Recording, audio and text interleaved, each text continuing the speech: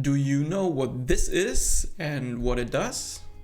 In case you don't, let's find out together what RAM actually does and how it works.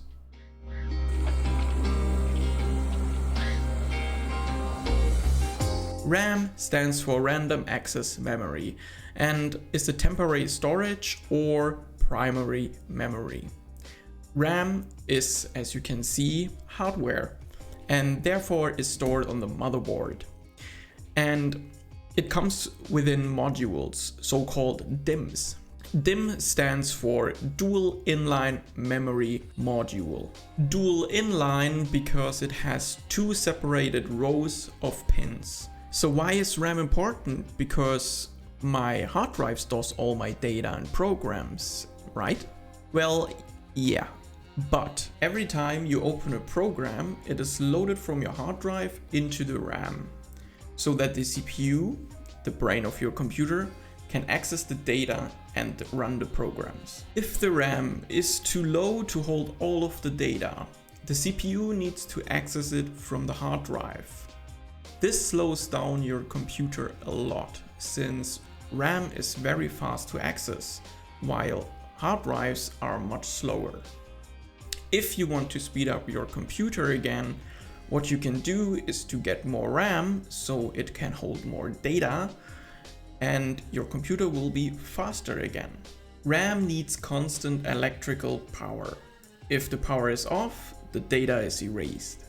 RAM comes in different ways, such as dynamic RAM or DRAM. DRAM contains capacitors which hold electricity, which again hold the bit of information. This can either be a 1 or a 0. The capacitors have to be constantly dynamically refreshed with electricity, since they can't hold it for long. That's why they are called dynamic. And then there is SDRAM, or synchronous dynamic RAM, which is mostly used today. It also consists of capacitors, but the difference here is speed. DRAM operates asynchronously to the system's clock, which means it runs slower than the clock. The SDRAM runs in sync with the system clock, which allows a better controlled timing, and therefore it also allows a faster data transfer. If you are still running on a 32-bit system, then it's worth switching to a 64-bit system, and here's why. The number indicates how many bits can be transferred at one clock cycle. At first we had SIMMs, which could transfer 32 bits at a time. Today DIMMs can transfer 64 bits at a time. So big math, DIMMs are faster than SIMMs, since they can transfer the twice amount of data per clock cycle. The smallest amount a computer reads is 1 bit. A computer only understands ones and zeros, which is represented by a single bit of data. And 8 bits are 1 byte. So if the DIMM is a 64-bit data path, it means it has a 8-byte wide data path or bus. To calculate now the speed, we take a simple example. Let's say your SDRAM is a PC133, which means it operates at a speed of 133 MHz. On an 8-byte wide bus, you multiply those numbers together, so 8 times 133 MHz. This gives you 1066 megabytes maximum data rates at a second. If you did the math by yourself, you probably spotted that 8 times 133 is not equals to 1066. It's actually equals to 1064. But the clock speed is also not 133.0, it's actually 133.33333. So 1066 is actually correct. Another term you often hear in the same sentence as RAM is DDR, which means double data rate. DDR sends, as the name already says, the double amount of data. While non-DDR RAMs are sending data only once per clock tick, DDR RAMs are sending double amount per clock tick. The DDR speed, for example, DDR 333, is also the clock speed. So again, 8 times 333 is 2700 megabytes per second. On some RAMs with DDR, you see the total bandwidth already in the label PC. So in our case, our RAM would be labeled DDR 333 and PC 2700. After normal DDR, DDR2 was introduced, which was twice as fast and needed less power than DDR.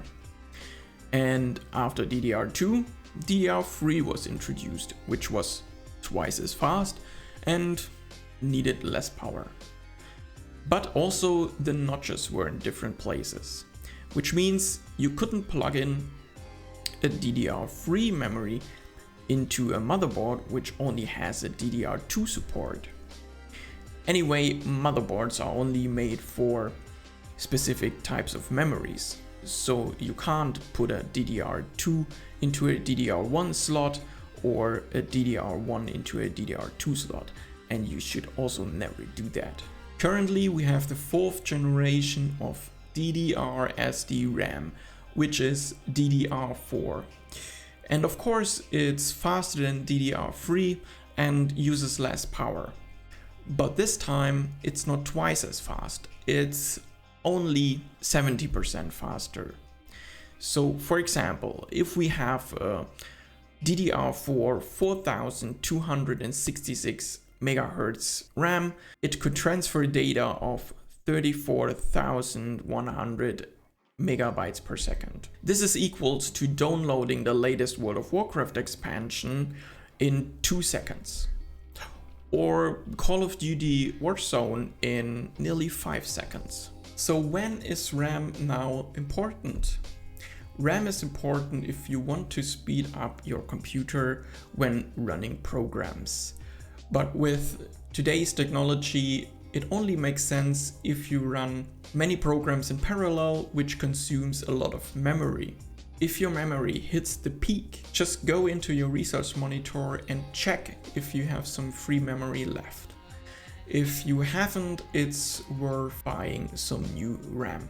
If you think your computer is too slow while running programs and you have some free memory left, then the better way is to upgrade to a faster RAM, so a RAM with more megahertz. But only if you're running multiple programs at the same time.